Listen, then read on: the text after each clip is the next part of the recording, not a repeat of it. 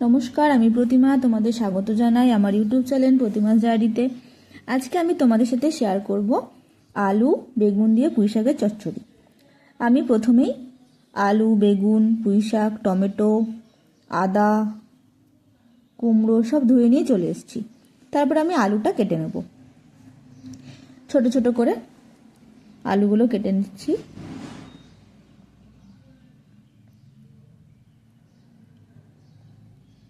আমি এখানে নিয়েছি দুটো আলুকে আমি একই রকমভাবে কাটবো।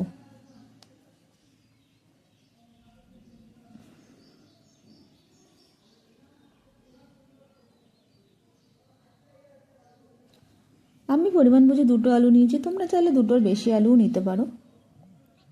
আলু কাটা হয়ে গেছে, এবার কাটবো হচ্ছে কুমড়োটাকেও ঠিক সরু সরু করে কেটে নিচ্ছি।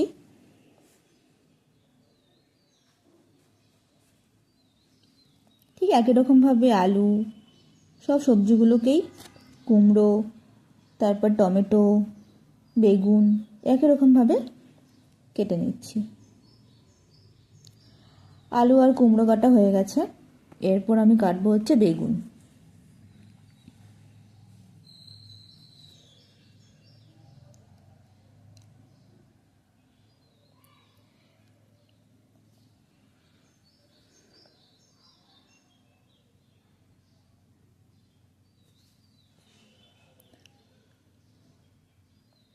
বেগুনটা অনেকটা বড়, তাই আমি একটাই নিয়েছি, তোমরা চাইলে দুটোই ইউজ করতে পারো। এরপর নেব হচ্ছে বেগুনটা ঢেলে নিলাম পাত্রে। এরপর শাকটা, আমি পুঁই শাকটাও ধুয়ে নিয়েছি, যাতে কাটার পর ধুলে কি হয়, জলটা থেকে যায় বেশি। আগে ধুয়ে রাখলে সবজিগুলো জলটা ঝরে যায়। আমি ডাঁটাগুলো আর পাতাগুলোকে আলাদা করে নিয়েছি। প্রথমে ডাঁটাগুলো কেটে নিচ্ছি, তারপর পাতাগুলো কেটে নিচ্ছি।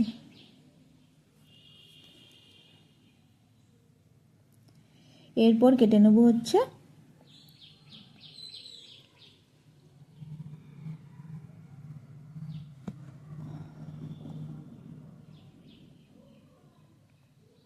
টমেটো।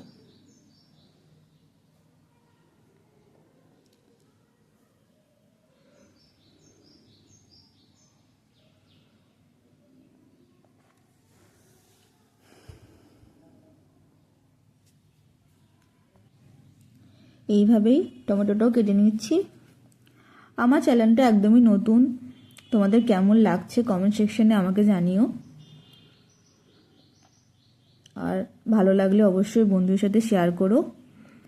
একই রকমভাবে লঙ্কাগুলোও কেটে নিলাম। আমি এখানে 4টে লঙ্কা নিয়েছি, তোমরা যেরকম ঝাল খেতে পছন্দ করো সেভাবে লঙ্কা নেবে। এরপর আদাটা, অল্প পরিমাণ আদা নিয়েছি, যেহেতু নিরামিষ রেসিপি আদা দিলে একটু ভালো লাগবে খেতে। এভাবে সব সবজিগুলো আমার কাটা হয়ে গেছে। এরপর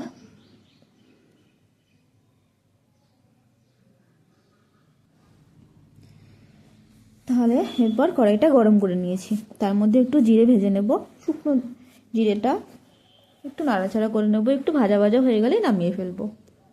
নামিয়ে এটা শিলনোড়ায় বেটে নিলে ব্যাস ভাজা মশলা রেডি হয়ে যাবে। জিরেটা ভাজা হয়ে গেছে, নামিয়ে ফেললাম। তারপর কড়াইতে সাদা তেল দিয়ে দিয়েছি, তোমরা চাইলে সর্ষের তেলও দিতে পারো। তেলটা একটু গরম হয়ে আসলে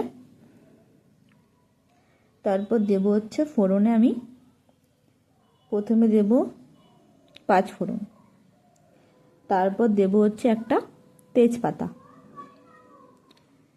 তারপর দেব একটা শুকনো লঙ্কাকে একটু ভেঙে 2 টুকরো করে দিয়ে দিচ্ছি। এরপর দেব আমি আদা,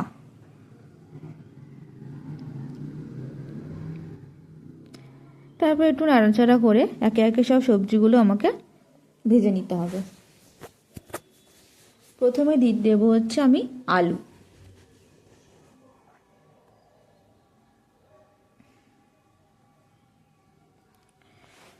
সব আলুগুলো দিয়ে নিলাম। এবার একটু নাড়াচাড়া করে নেব। আলুটা একটু ভাজা ভাজা হয়ে আসলে তারপর সব সবজিগুলো দেব।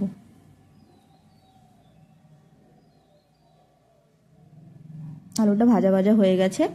এরপর দেব হচ্ছে আমি কুমড়ো। ঠিক একই রকমভাবেই একটু নাড়াচাড়া করে নেব। আলু কুমড়োটা একটু ভাজা ভাজা হয়ে গেলে তারপর দিয়ে দিচ্ছি বেগুনগুলো। এরপর আলু বেগুন কুমড়ো একটু ভাজা হয়ে গেলে তারপর দিয়ে দিতে হবে শাক, পুঁই ডাঁটা আর যে পাতাগুলো আমি কেটে রেখেছিলাম সেগুলো একে একে দিয়ে দিচ্ছি। সবটাই দিয়ে দিয়েছি। এবার একটু নাড়াচাড়া করে নেব। তারপর দেব লবণ। তোমরা যে যেরকম আমি তো কাঁচা লঙ্কাটা বলতেই ভুলে গেছিলাম। কাঁচা লঙ্কা টমেটোটাও দিয়ে দিচ্ছি একবারে। এরপর একটু নাড়াচাড়া করে নিচ্ছি। তারপর মশলাগুলো দিয়ে দিতে হবে একে একে। এরপর দিলাম স্বাদ মতো লবণ। তোমরা যে যেরকম লবণ খেতে পছন্দ করো সেরকমভাবে দেবে। তারপর দেব হচ্ছে পরিমাণ মতো হলুদ। এরপর আমি নাড়াচাড়া করে নেব হলুদ আর লবণ দিয়ে। আর কোনো মশলা আমি দেব না। প্রথমেই তো আদা দিয়ে নিয়েছিলাম। শুধু নামানোর আগে যেই জিরেটা আমি শুকনো খোলায় ভেজে নিয়েছিলাম সেটা দিয়ে দেব। একটু জল দিয়ে দিচ্ছি। এরপর আমি একটু নাড়িয়ে ঢাকনা দিয়ে ঢেকে দেব। ঠিক এটা 5 থেকে 7 মিনিট মতো অপেক্ষা করে আমি আবার ঢাকনাটা তুলে নেব।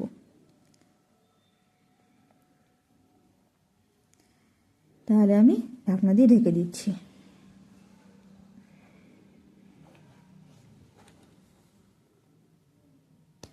পাঁচ মিনিট হয়ে গেছে। এরপর আমি ঢাকনাটা তুলে নিচ্ছি। তরকারি মোটামুটি রেডি হয়ে গেছে। এরপর একটু নেড়ে দিয়ে নিতে হবে একটু স্বাদ মতো চিনি, যাতে একটু স্বাদ হয়। চিনি দিলে কি তরকারি একটু স্বাদটা সুন্দর হয়। 1 চিমটে চিনি দেবো, বেশি না, বেশি দিলে আবার মিষ্টি হয়ে যাবে।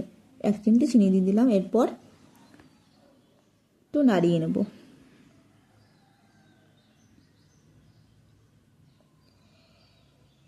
এবার দিয়ে দেবো হচ্ছে সেই গোটা জিরে শুকনো খোলায় ভেজে নিয়েছিলাম সেই মশলাটা।